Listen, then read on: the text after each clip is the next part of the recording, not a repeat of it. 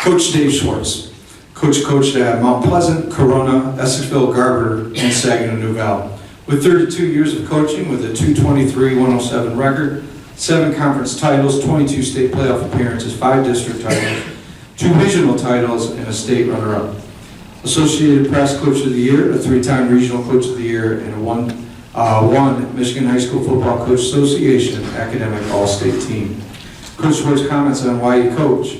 Being able to provide lifelong lessons to young people throughout the great game of football is so meaningful and powerful. The opportunity to teach young people how to be successful as well as how to be leaders. Ladies and gentlemen, the newest member of the Hall of Fame, Coach Dave Schwartz. Thanks, Steve, and I certainly want to congratulate all the recipients here this evening, a great group of guys, and very proud to be a part of this group, very flattered to be a part of this Hall of Fame. It certainly is something that I didn't expect when I started off coaching, but it's something that I'm very proud of. I do want to give my theme tonight, and it starts with this. In this room, we are all very fortunate to be involved in the great game of football.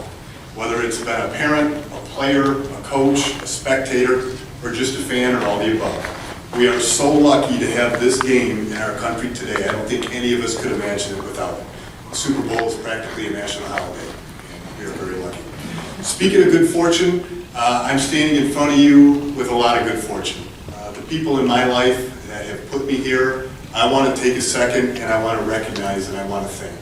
And it started for me at John Glenn High School, and I think Coach John Luke's name was mentioned earlier tonight, a Hall of Fame coach, where he taught me and my friends everything about commitment, tradition, pride, and sacrifice. And all that did was wet my whistle to want to become an educator and a coach myself. And I got a great start at Mount Pleasant High School for 8 years under legends Don Petty, Mike Poff, Al McNeil, and even basketball coach Steve Marley, and all the CMU coaches from across the street, as I was fortunate enough to teach and coach their kids. Mount Pleasant taught me everything about professionalism and preparation. And at that time in my life, boy, did I need it. I can tell you that. It was dealt a tough card.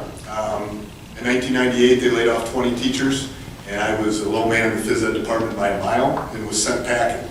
Real tough time in my life, but I was very fortunate to end up at Corona High School under the direction of Buck Heine, who taught me everything about perseverance and patience. And that was a big step for me because the following year I got my first chance to be a head football coach.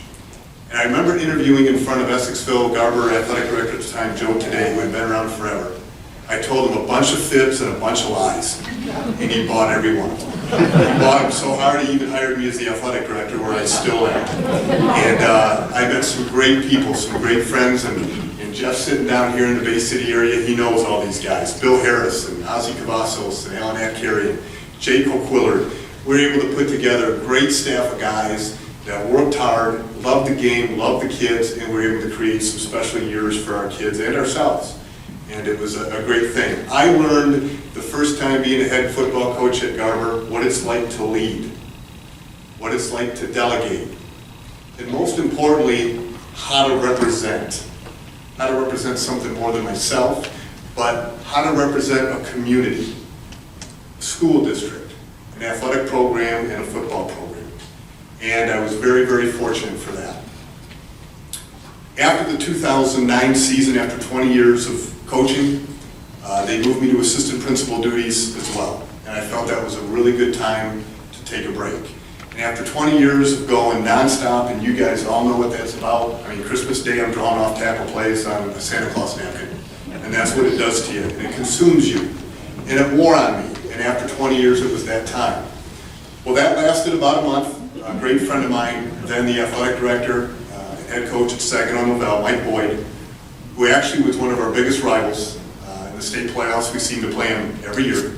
Twisted my arm, and he finally broke it. And he got me to come out a month later after I stepped down to be the quarterback coach and passing game coordinator.